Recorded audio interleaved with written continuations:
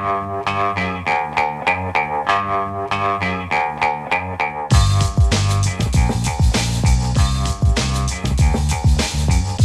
Lehrer on WNYC. So about that government shutdown. Now we'll have a call-in for Democrats on the party's move this week to end it. Are they being smart or are they being weak? 212-433-WNYC, 212-433-9692. Are you for it or are you against it? Do you think it's a path to success or failure on the central issue of Obamacare health insurance premium subsidies and a path to success or failure in next year's midterm elections? 212-433-9692. Again, a call in for Democrats on the party's move this week to end the government shutdown. Are they being smart or are they being weak? Do you think it's a path to success or failure on Obamacare health insurance premium subsidies and a path to success or failure in next year's midterms? 212-433-9692. You can call or you can text. Now, many news outlets are reporting on a furious backlash from progressive Democrats. As The Guardian reports the divide, just to take one example, 7 Democrats and an independent face fury over support to advance funding bill amid 40-day shutdown.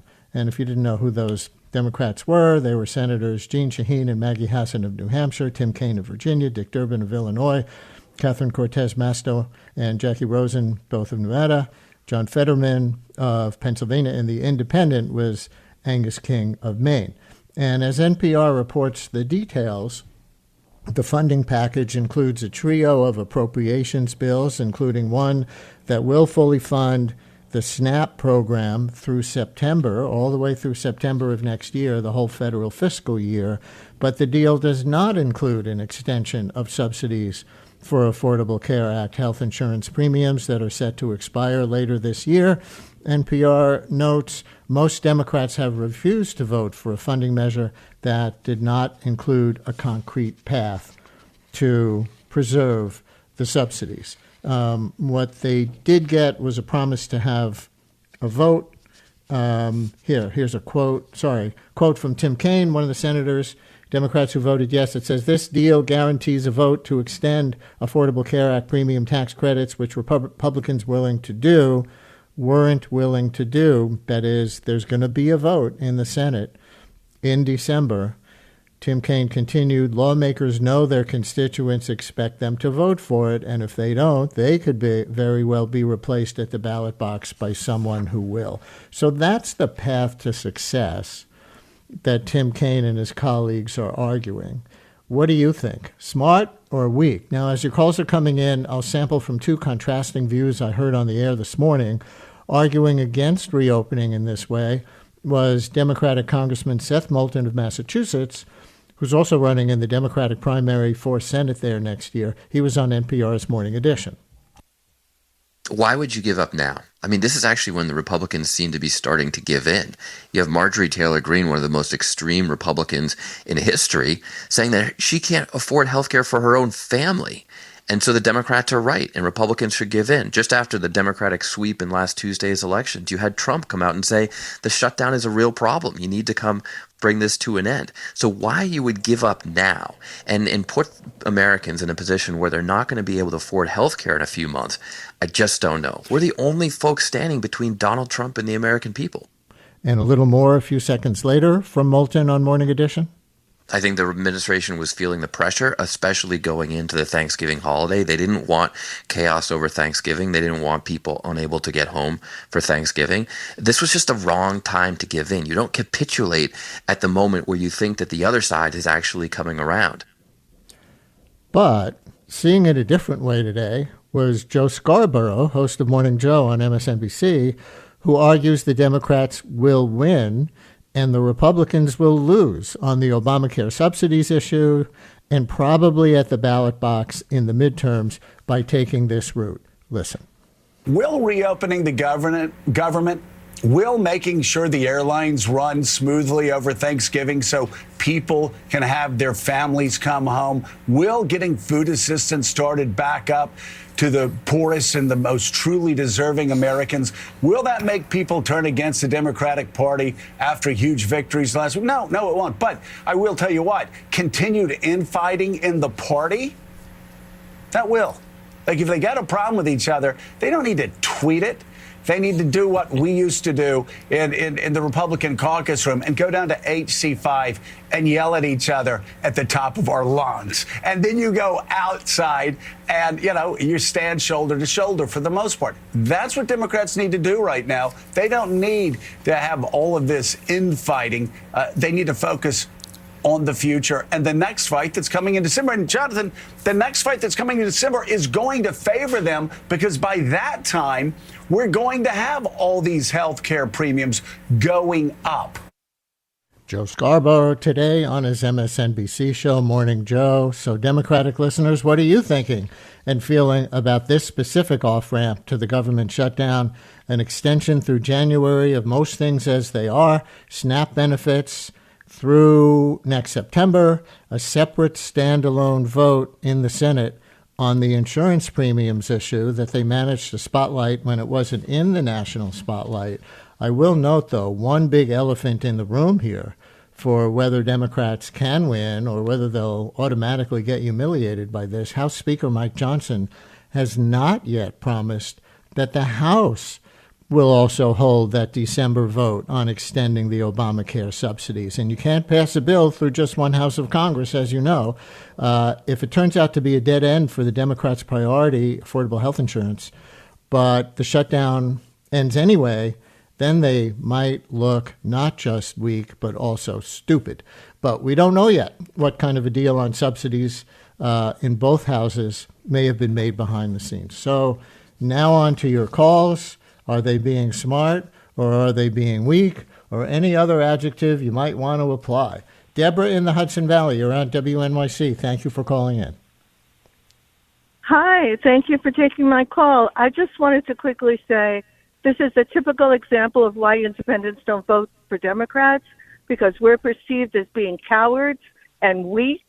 And what was this all about? Why did people sacrifice all this time not getting paid? We ended up with nothing. And this is why they vote for Trump, because he's perceived as being strong. Deborah, thank you very much. What did you hear when you heard the arguments for how they might win? They've spotlighted the issue. Looks like there's going to be a vote. Nobody was talking about Obamacare subsidies before. Why don't you think that works? Because the Republicans aren't going to vote for that. They're not even going to let us bring it up. The Democrats caved without any real concession, which is what they usually do. And so, here we go again. Deborah, thank you very much. I think Andrew in Ossining has a different opinion. Andrew, you're on WNYC. Thank you for calling in. Yes, good morning, Brian. Thank you for taking my call. Again, I think the Democrats were in a no-win situation. As your caller just mentioned, the Republicans were not going to negotiate. This was a no-win proposition from the jump.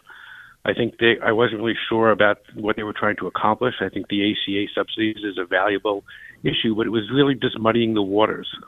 They wound up sharing the responsibility with Republicans for the chaos that was brought about by the shutdown.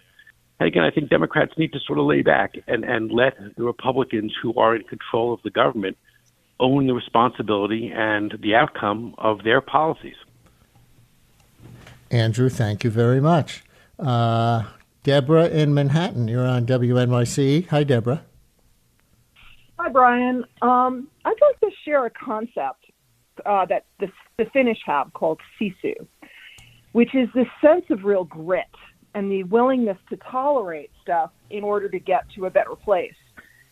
And I am just questioning whether Americans, especially Democrats, have that at all. Have we gotten this soft that we would not be willing to stand for some discomfort? And yes, extremely serious discomfort. I'm affected by both the SNAP stuff and the healthcare issue. But I understood the bigger picture, and that if we don't do this now, when are we going to do it? When are we going to have that leverage? When are you going to be able to get somewhere? This was a massive strategic failure. And right now, Chuck Schumer is on my naughty list like nobody's business. I'm trying to clean my language up for radio. Mm-hmm. It was, if he couldn't hold them together, what the hell is he doing? Yeah, and that's the Schumer question, right? Some people say Schumer was guiding this strategy, even though he himself voted no, maybe as a part of the strategy, or Schumer was just too weak a leader to keep the more centrist members, and they were all more centrist members, in his caucus in line. Yeah, Brian, the biggest question you could ask and have your newsroom ask is, where was the donor class once Teterboro was affected? Once their private jets couldn't get moving, who made what phone calls? That's really, I'm not a conspiracy theorist by many, but we don't really live in a democracy. We live where money runs things. And this is another case of follow the money. When you say Teterboro, for people who don't know that particular wrinkle of the story, because of the shortage of air traffic controllers, there was either a complete ban, I'm not sure, or just a marked reduction in private flights being able to come and go in the Newark airspace, which includes Teterboro. Deborah, what do you think, though, about the Joe Scarborough argument, which is that Americans in swing districts next year are going to thank the Democrats for reopening the airports, or ending the delays, getting the air traffic controllers back to work in time for Thanksgiving travel, and getting the SNAP benefits going again and everything else, and then preserving the ACA subsidies, which affect a lot of Republicans around the country as well as a lot of Democrats. And the Republicans are going to come out of this with a black eye. And the bigger battle, which I think you've been maybe the biggest battle is democracy and no kings, but the bigger electoral battle, the midterms next year, this more sets up the Democrats to win there. Your reaction to that as somebody who's really angry? I don't think we're going to preserve the ACA subsidies because of how they went about it, because the House has not signed on to dealing with it. So if you don't have the House signed on, you really needed to wait till everybody really felt the pain across the country.